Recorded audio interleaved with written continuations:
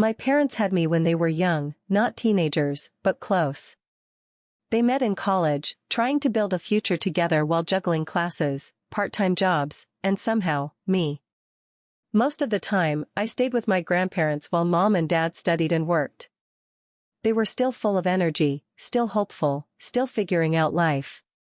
On weekends, they'd sometimes go out with friends to relax. One of those nights changed everything. It happened at a local bar, the kind of place with loud music and too many people. My mom was at the counter when a drunk guy started hitting on her. She turned him down, politely at first, then firmly. But he didn't take no as an answer. He groped her. My dad saw it and rushed over, pushed the guy back and warned him to leave her alone. The guy backed off, grumbling and glaring. Everyone thought it was over. But it wasn't. Half an hour later, my dad was leaning over the bar, ordering drinks. The lights were dim, the crowd thick, and the music deafening. Then, crash.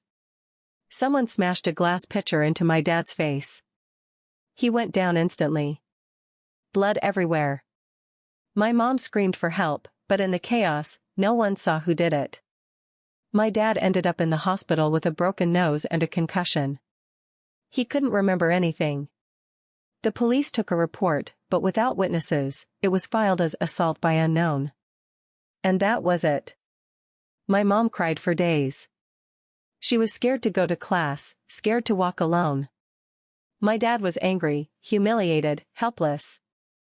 And as their little girl, I just remember confusion, my mom crying in the kitchen, my dad bandaged and silent. A few days later, my mom saw him again, that same creep from the bar. He was on campus, smirking like nothing happened. He walked right up to her and said, "Tell your man next time to mind his manners." Then he leaned in close and whispered, "Didn't hurt anyone. And if I want to do it again, I will." My mom froze. She couldn't even speak. He just walked away laughing. She didn't even know his name, just his face. When she told my dad and grandparents, they were furious, but powerless. It was his word against hers. That's when my uncle stepped in. My mom's older brother, a private investigator who lived across the country. When he heard what happened, he dropped everything. He drove for hours, barely slept, and showed up at our doorstep saying only, "Tell me what he looks like." A few days later, my mom pointed the guy out from afar on campus. My uncle didn't confront him. He just watched. Cold, patient, calculating. That's when the hunt began. My uncle followed him for weeks. Learned his schedule. Where he drank. Who he talked to. He started showing up at the same bars, pretending to be another party guy. Slowly, they became friends. The creep had no idea the man he was bragging to was my mom's brother. Over drinks, he bragged about everything. My uncle kept notes, photos, and recordings. But none of that mattered to him as much as one thing. Getting justice for his sister.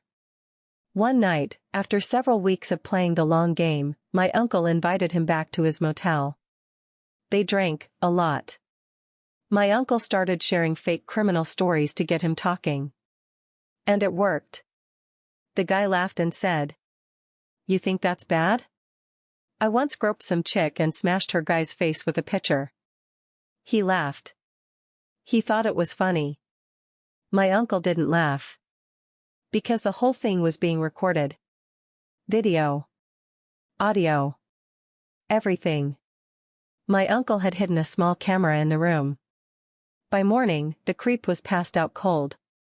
My uncle walked out, and went straight to the police. He knew recording someone in secret was illegal. But he also knew the video could still be used in court. So he turned himself in, handed over all the evidence. The police took it seriously this time. They investigated, connected the dots, and within weeks, the man was arrested. He got 6 years in prison.